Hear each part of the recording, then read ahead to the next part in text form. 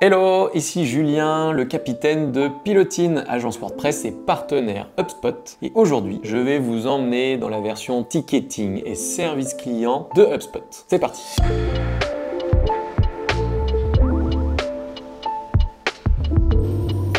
Pour attaquer correctement cette partie service client, je dois vous préciser que HubSpot comporte de nombreuses fonctionnalités que nous avons déjà pu voir avant ou que nous verrons après dans d'autres séries de vidéos. Il y a la brique marketing, la brique commerciale et aujourd'hui on va s'intéresser à la brique service client. Donc le service client, c'est de donner la possibilité aux clients de votre entreprise de pouvoir vous contacter via un système de chat ou de support ou de pouvoir envoyer un mail et de pouvoir suivre l'ensemble des conversations et des demandes de SAV ou de support de vos clients directement sur l'outil HubSpot. Pour vous en dire un petit peu plus, je suis ici sur l'édition des rapports et des demandes de tickets directement sur HubSpot. Donc c'est-à-dire qu'on pourra retrouver sur son outil le nombre de tickets créés. Par exemple, il y en a 28 qui ont été créés, ceux qui sont attribués, non attribués, ceux à qui on a répondu, pas répondu, qui sont en cours, qui sont terminés, etc. etc. On va pouvoir retrouver l'ensemble de ces informations. Le tableau de bord est hautement customisable. On peut mettre ce que l'on souhaite là-dedans et ça permettra à la direction de votre entreprise ou à la personne qui gère le service support client de pouvoir avoir toutes les données afin de voir si on s'occupe correctement de nos clients. Bon, le fonctionnement d'un système de support client, c'est essentiellement lié à un entonnoir de tickets. Donc c'est-à-dire qu'on va retrouver des pipelines de tickets avec par exemple tous les tickets ouverts, les tickets non attribués, qu'on peut mettre sous différentes formes. On peut mettre une forme de liste et on peut mettre une forme Kanban en plusieurs étapes. Donc là on voit tous les nouveaux tickets qui sont apparus dernièrement, les tickets en attente de contact, ceux à qui on a répondu par exemple et ceux qui sont fermés. On peut bien entendu customiser directement ces éléments-là. Donc là, ça peut être répondu.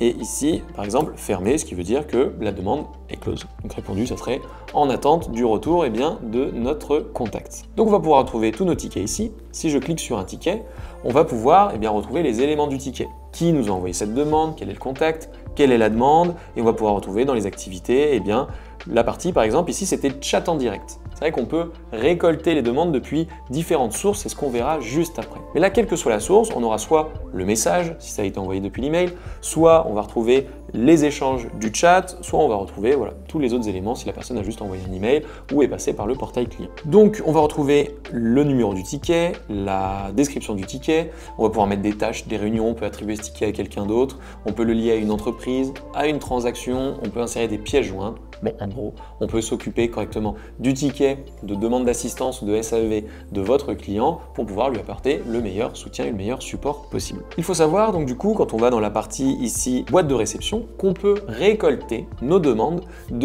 pour créer des tickets depuis différentes sources. On peut créer un email d'équipe. Par exemple, toutes les personnes qui envoient un message à support@pilotine.com par exemple, pouf, ça crée un ticket. Tous les gens qui remplissent des informations dans le chat directement. HubSpot permet de créer un chat et du coup, dès qu'ils remplissent le chat, dès qu'ils posent des questions, boum, pareil, ça crée un ticket. On peut avoir la création de formulaires. On peut faire un formulaire spécifique dédié, votre demande de support et les personnes remplissent les informations, hop, ça crée un ticket aussi. On peut passer par Facebook Messenger, on peut passer par WhatsApp et encore, voilà, c'est nouveau, on peut faire via les appels. Une personne appelle un numéro spécial, hop, ça crée directement un ticket aussi.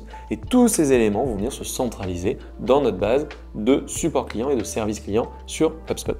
On peut aussi créer un portail client. Pour montrer à quoi pourrait ressembler un portail client, ça serait ce type d'élément. C'est-à-dire que la personne pourrait se connecter directement sur une URL à un portail client et pourrait laisser directement ces informations dans le portail client. Voici un petit exemple. Donc, on peut retrouver l'ensemble de ces billets ou de ces tickets, on les appelle comme on souhaite.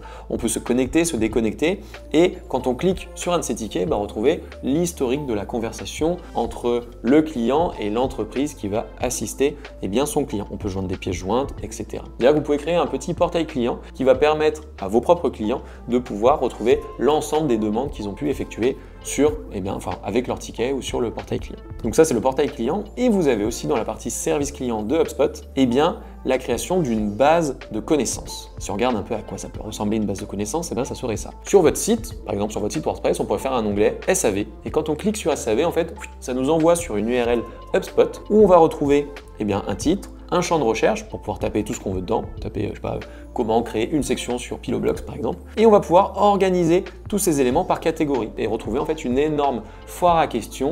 Et donc cette base de connaissances va permettre de répondre facilement aux différentes questions de vos utilisateurs. Donc vous pouvez soit utiliser la fonctionnalité service client de HubSpot pour créer cette base de connaissances, soit passer par les blocs sur le Piloblox créé par Pilotin, donc c'est-à-dire sur votre site WordPress, créer des blocs de foire à questions et on peut en fait arriver à peu près au même résultat. Donc soit vous centralisez tout sur HubSpot, soit vous le faites directement sur WordPress, mais en tout cas le fait d'avoir une base de connaissances est une très bonne pratique. On peut passer par d'autres outils, Notion ou que sais-je, il existe plein d'outils pour faire des bases de connaissances, mais si vous êtes déjà utilisateur de HubSpot ou de WordPress, mieux vaut centraliser ça sur WordPress ou sur HubSpot afin que vos clients aient accès facilement à l'information nécessaire pour poser toutes leurs questions et assurer le SAV. Et c'est souvent sur cette base de connaissances qu'on affiche le petit chat si on souhaite poser une question, qu'on met le mail si les gens souhaitent envoyer directement un mail, ou on met le numéro de téléphone, etc., etc.